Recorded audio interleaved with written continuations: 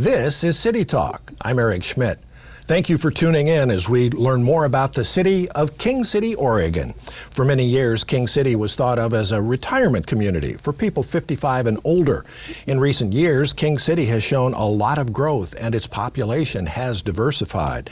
Many of the challenges other Washington County cities and communities face are now being faced by King City as well. Ken Gibson has been the mayor of King City for the last 5 years. At the end of this year, 2021, Mayor Gibson plans to step aside and let the City Council choose a new mayor.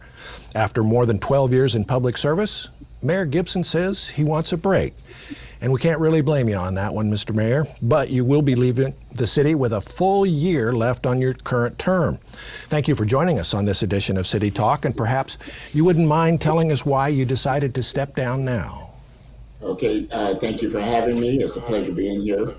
I believe that there needs to be a smooth transition from one leader to the next. And for quite some time, I knew that I was going to end my term in 22. I wasn't planning on running again. But the more I thought about it, I really was determined to figure out how to make that transition smoother. I didn't see any real reason for me to stay all the way until the end of 22, when I knew that there was going to be a change. So I got together with our council president, Jamie Fender, and our city manager, Mike Weston, and tried to work out a succession plan that would give Jamie Fender, who is the council president, a chance to really get her feet on the ground and to make all the contacts that are necessary before she actually has to run in November of 22. And I think the succession plan is going to work beautifully. One other counselor is going to retire along with me. His name is Dave Platt, and that's going to create 2 openings on the council. And we have opened that up for opportunities for applicants, but we really believe that the best opportunity is to select 2 people from our planning commission. It's a natural progression from planning commission to city council. So I just believe that it's very important to make these kind of changes as smooth as possible. I care a lot about King City and the future of King City. So I didn't want to just leave and let everybody scramble. I think this plan really puts in place a great, smooth transition from me to the next mayor. And I really like what we've done. So by stopping my term in January, that gives the new councilors all the way up until November to run. And if they're not successful, they will finish out their terms at the end of 22. But I think we will be successful with this plan, and I think it's really going to stabilize the King City Council from this point on. Wow, well planned. Thank you. One of the challenges that King City and other Washington County cities face is the seemingly fast-paced growth rate.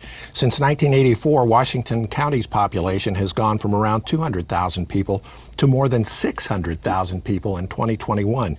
King City itself has experienced a 67% growth rate from 2010 to 2020. Looking back, how do you think King City has handled the growth that it's experienced? I think we've done extremely well. It's the population.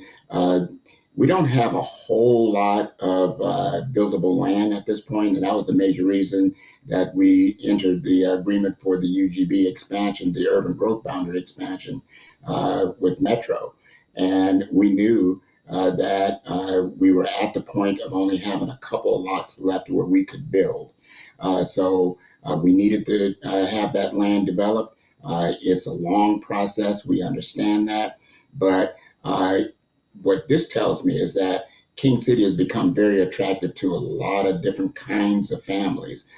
We still have a very thriving senior community.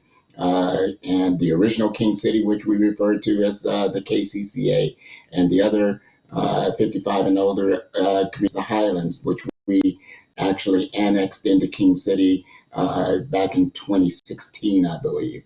But everything that we developed in the late 1990s moving forward, all the new homes were really non-age restricted. And we have this unique balance now of young families and a senior community. I refer to it many times as a blended family, and it's worked really well. But it's attractive to 55 and older, and it's attractive to young families to want to be here in King City. The location is great, and I think there's just so many positives to want to be here in King City. And I think that's really made that transition smooth. You know, I don't think we've had very many growing pains in that process, but we've been able to really welcome a lot of different families into this community. And I think it's worked extremely smoothly and well. Location, location, location. That's exactly right. The 500 acres that you talked about with the UGB expansion, you're calling that the Kingston Terrace now? Is that correct? It is. That's what we kind of toss it around, and we wanted to keep the King City theme alive, and it just felt right. So yes, it's Kingston Terrace. What do you envision for that? Is it going to be a mix of business and availability Yeah, for housing? definitely. Part of the plan, part of the vision is to have a new town center with shopping opportunities, with restaurant opportunities. We want to have a community that has more opportunities to dine, more opportunities to shop. There will be a lot of parks and recreation built into that, and a lot of mixed-use housing, along with different housing types that create a variety of communities to meet a variety of incomes is really what our goal is. But we're excited about a new town center that will include a new city hall and maybe a library. We hope to be able to attract a frontline grocery store, maybe Trader Joe's or New Seasons or one of those. And we think the community can really support that. When we look at the activity on Roy Rogers between Tigard and Sherwood, a lot of traffic on that road that will really take advantage of the kind of shopping amenities that we visualize for the new town center down there at Roy Rogers. Anybody who drives through King City lately has to know that the north-south route is pretty good, but going east and west is a little bit different. You sponsored a project for the extension of Fisher Road. You met a little bit of opposition on that, but it still went through. Do you still think it's a good idea to have that extension of Fisher Road? Well, it actually hasn't gone through yet. I mean, we're still in the planning stages. We haven't made any final decisions. Fisher Road became important because we know we have to have another east-west connection from the Highway 99 out to Roy Rogers. And we just really have to have that as part of the plan. How it's going to look in its final stage remains to be seen. But what we're talking about is a nice residential road with all the calming effects. One of the things the opposition like to talk about is that we were going to build a thoroughfare or an expressway from 99 to Roy Rogers, which is absolutely not true. None of us on the council or our city staff would agree to anything like that. What we're talking about is a nice residential road for the connection of neighborhoods from east to west. So that's really what we're talking about. And it is absolutely necessary. You can't depend on Beef Bend Road for all of the traffic to flow east to west to support King City in the future. It just is not a good idea. So that's where that came about. And we're still trying to work out the detail with no final plan yet. Good. What do you think public transportation is going to look like in King City with all of the expansion going on? Are you satisfied with the level of public? Yeah, it's hard to tell. I know that we need TriMet service that will service Roy Rogers out there. And we know that we will have to continue to have internal service to King City. TriMet has always supported transportation within the community, where we have Smart Ride and those kinds of things, Ride Connection, that picks up seniors within King City. And I think that's something that really continues to be important for our community. And we have to look to the future. We have to look toward autonomous vehicles and all of those kinds of things that may play a role in King City. Our roads need to be able to support those kinds of futuristic things. We think that autonomous vehicles is way downstream, but in reality, it's not that far away, and it's not that far fetched to try to build roadways and connections that support autonomous vehicles in the future. We have to really prepare for that, and we have had those kind of discussions as well.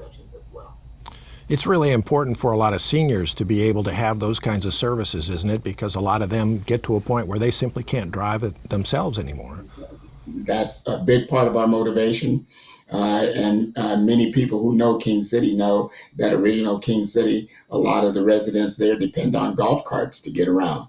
Golf carts are a part of the community. They can drive their golf carts from their home to the grocery outlet, the original town center, to do their shopping. And there are a few restaurants that they can hop in their golf carts and go get a bite to eat at Sherry's or Mazatlan restaurant, which is pretty neat. And because we made some changes to another major road, which is 131st Avenue, some of those golf carts can now take a route to get down to the newer parts of King City and to the community park. So golf carts are a part of our community and a part of our history, and we hope to expand to make it even better for our seniors to get around. And they're not generally gas powered either, are they?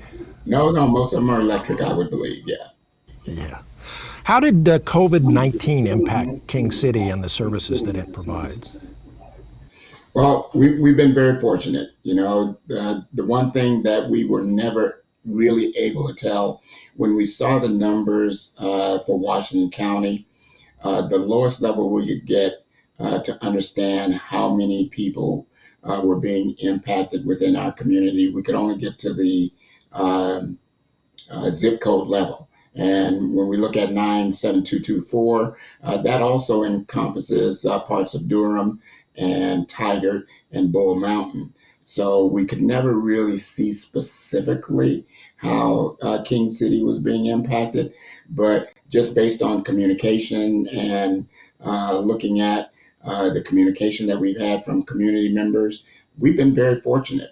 A really good example is a facility called the King City Senior Village. That is a retirement facility with several, a large population of seniors living there. And they did everything they needed to do. They shut down, they followed all the protocols.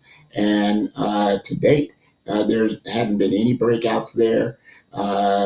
Outbreaks, and they just managed it so well. That was something that we were deeply concerned about when we first started dealing with this pandemic. But I think everybody in King City really paid attention to what they needed to do to stay safe.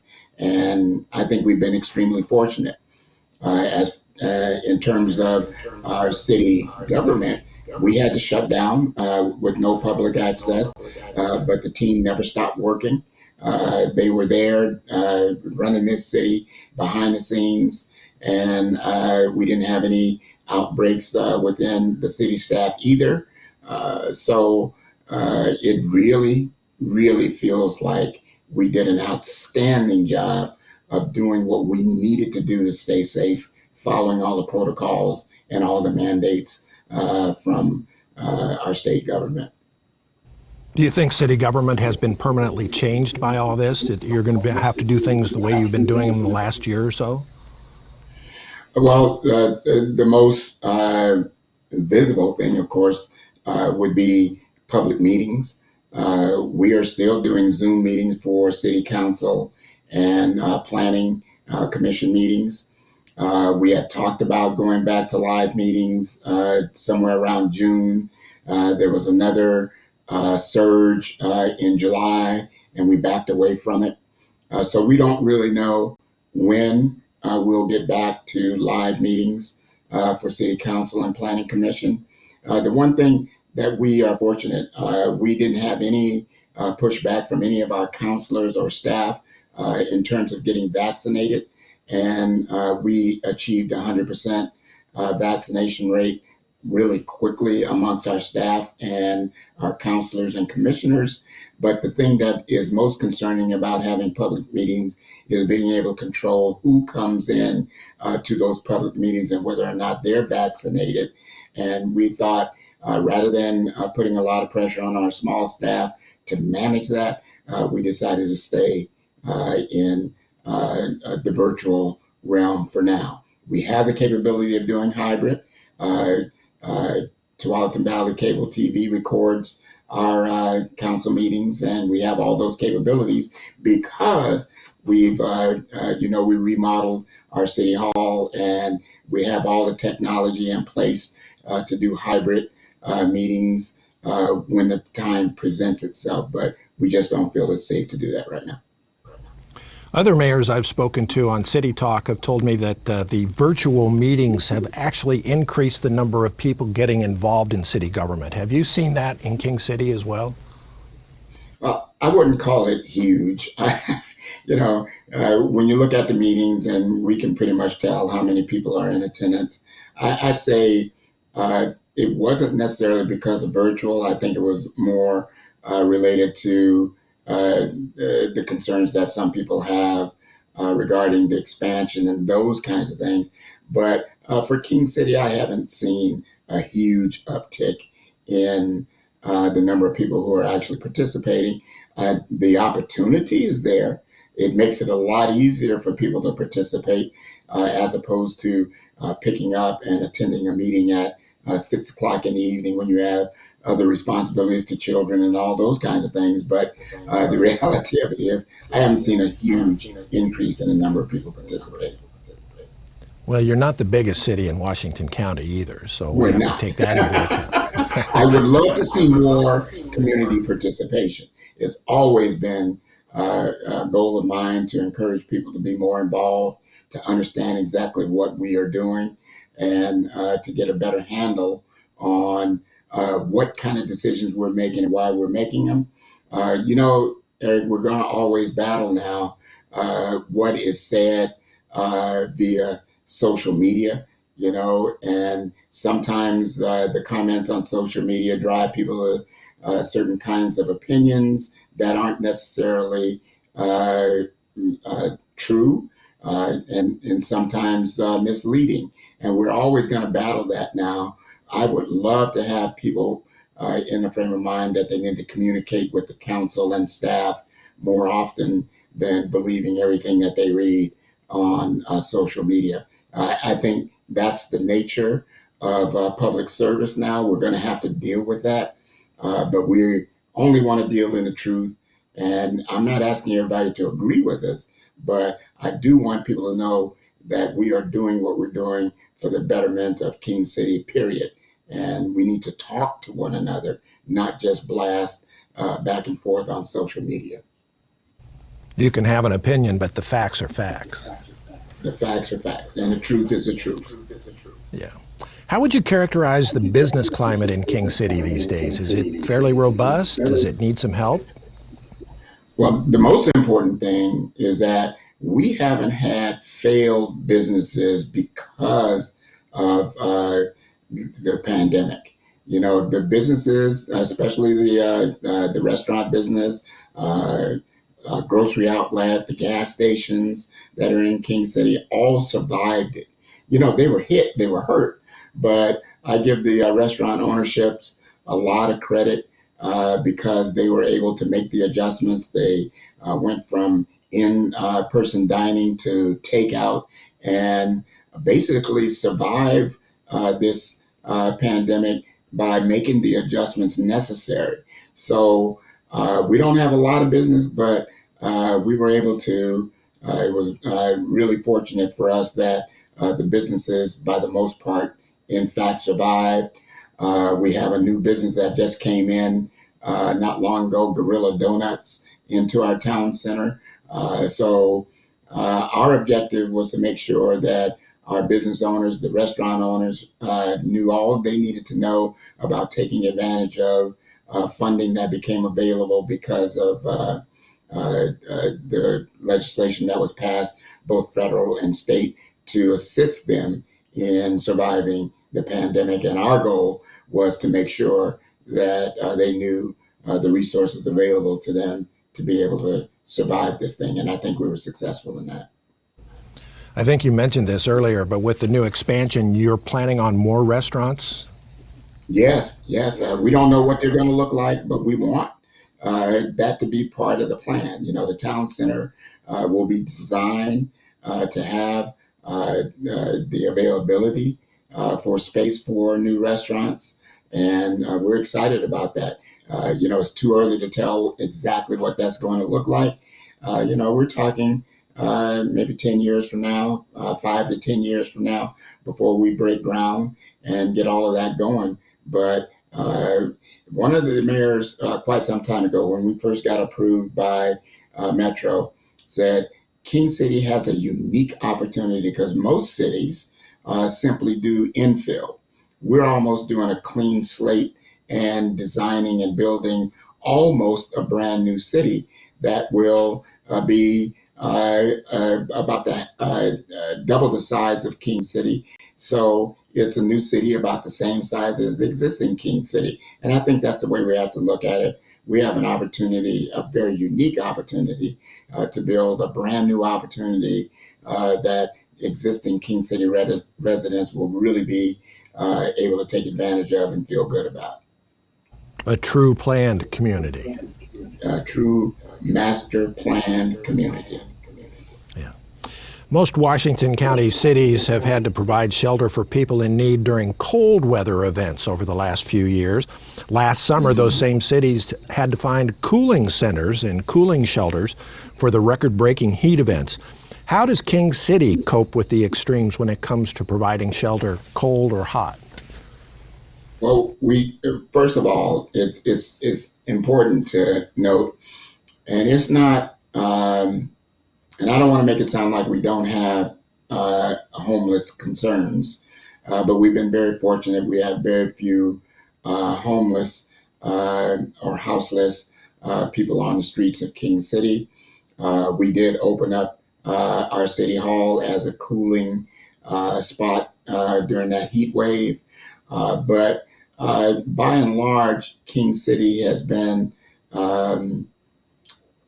it has been a very, very low population of homeless within King City. So we haven't had to have any specific cold weather shelters in King City. In fact, we don't have any. But we will always partner with the larger cities like Tiger to provide those kinds of opportunities for any community member who needs it. But certainly we don't have a homeless shelter in King City for winter use or any of that. But we did open up City Hall for a cooling spot during the heat wave. You don't have a lot of homeless people in King City, but you do have families that are in economic challenges. Let's put it that way. They need affordable housing. What's the level of affordable housing available or planned for King City? Well, under House Bill 2001, 2003, we were always committed to providing a wide variety of housing that meet a wide variety of incomes. The challenge will always be, Eric, that salaries have not kept up with the cost of housing. And the last time I checked, I think $25 an hour was necessary to be able to really afford anything. The cost of housing has gone up. Just in the community that I'm in, houses are selling for $600,000. That's Edgewater on the Tualatin. You get some really good deals in original King City in the 55 and older, but some of those are selling for $400,000 and $500,000 now. So that's always going to be a challenge. We just need to make sure when we say affordable housing, we're talking about housing that fits a variety of incomes. So that means mixed use housing. That means that we have apartment complexes available that is as affordable as can be. We will continue that trend as we build out. But yeah, to me, it's always going to be a real challenge. And I always try to distinguish between affordable housing and low income housing. What we're talking about is really affordability for people who have, for working families who are in that $25 an hour range and above to be able to afford anything. And that's going to be a challenge. That's going to continue to be a challenge for any family who's trying to either buy something or afford something to rent. So I'm just an advocate of trying to focus on raising incomes. You know, there are a lot of programs that are starting up now that are trying to get apprenticeship programs up and running. There's going to be a tremendous need in the future for plumbers, electricians, machinists, and carpenters as the age of those skill sets start to retire. And we need to get young folks out of high school interested in those skilled jobs, that skilled labor. And we need to have programs available to be able to get them involved in it, because it's a tremendous opportunity to have a real living wage to be able to work as an electrician, plumber, carpenter, machinist. And I will always be an advocate for that. Thank you for that. I agree completely. Given the demographics of King City, do you see a multi-generational type housing situation developing when you expand? Yeah, you know, I think that's something that we always have to be aware of. And I see it happening in existing King City. I see there's a house that's sold across the street from me, and I know that there are three generations living in that house. And they're happy to be here.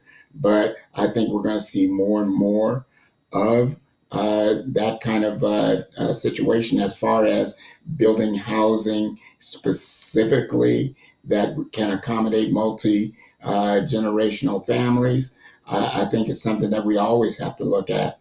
And I know that a lot of developers are very much interested in doing that kind of thing. I pay very close attention to some of the builders who are building multi-generational housing.